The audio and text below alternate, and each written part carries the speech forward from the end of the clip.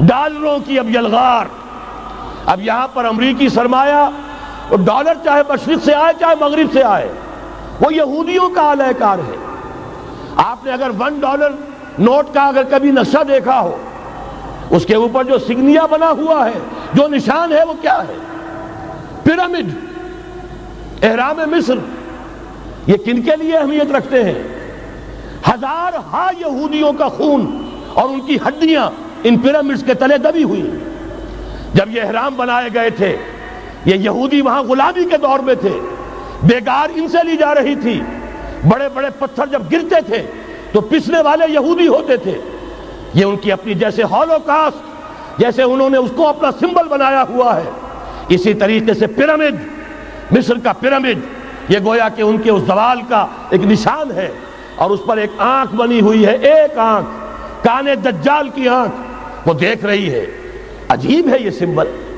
نیچے لکھا ہوا ہے نووس آرڈو سکلورم، اور یہ در حقیقت 1776 جو نیچے لکھا ہوا ہے وہ رومن حروف کے اندر یہ 1776 ہے، جو میں بتا چکا ہوں آرڈر آف الومناٹی وساپ نے قائم کیا تھا. عام دنیا یہ سمجھتی ہے کہ شاید یہ امریکہ کا یوم آزادی ہے، سن آزادی ہے.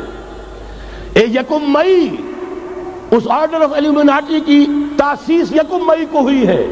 یہ 1 مئی جو منایا جاتا ہے، دھوکہ یہ دیا گیا ہے کہ یہ شکاگو کے جو مزدور ہیں ان کی یادگار ہے. حقیقت میں یہ 1 مئی اور 1776 آرڈر آف دی الومناٹی کی تاسیس کی تاریخ ہے. ڈالر میرے اس دیش کو ناپاک نہ کرنا. اور میں تو انہیں داد دیتا ہوں، جو کچھ انہوں نے، شاعر کہتے ہیں اس کو جو صاحب شعور ہے، اس صاحب شعور نے جو مشاہدہ کیا ہے کہ ڈالر آئے گا تو کیا آئے گا ہمارے ہاں. میری تو فکر کے اندر رچ بس گیا ہے.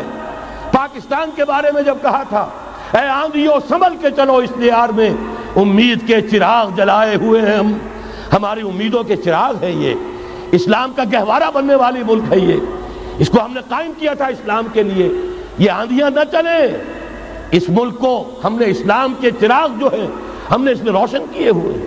اے آندھیو سنبھل کے چلو اس دیار میں، امید کے چراغ جلائے ہوئے ہیں ہم. بہرحال یہ تیسرا سیلاب ہے، ننگی سرمایہ داری، جس کی پھر لعنتیں ہوتی ہیں. ایک طرف فقر، ایک طرف احتیاج، ایک طرف بھوک، ایک طرف دولت کے انبار. پہلے بھی ہمارے ہاں فرق کم نہیں ہے، لیکن اب جو ہوگا، اگر یہ بات پوری ہو گئی تو وہ ننگی سرمایہ داری. اور سرمایہ داری ہی در حقیقت یہود کا سب سے بڑا ہتھ کنڈا ہے. یہ بینکنگ کا نظام، یہ سارا کا سارا سودی نظام، یہ IMF، یہ ورلڈ بینک، یہی تو ان کے سب سے بڑے ادارے ہیں. تو واقعہ یہ ہے کہ 3 طرف سے ہم پر حملہ ہو رہا ہے. اور یہ سود کے بارے میں کیا کہا تھا اقبال نے؟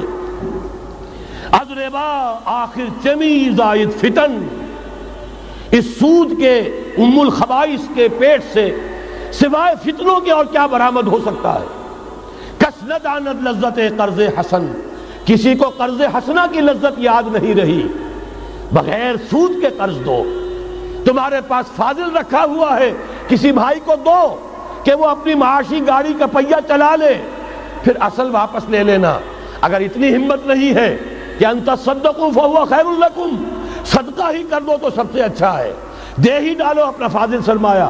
یسألونک ماذا ينفقون قل العفو، مت رکھو اپنے پاس، یہ گندگی ہے. لیکن اگر بڑے ہی کم ہمت ہو تو کم سے کم قرض حسنہ دو، اپنی اصل رقم واپس لینا.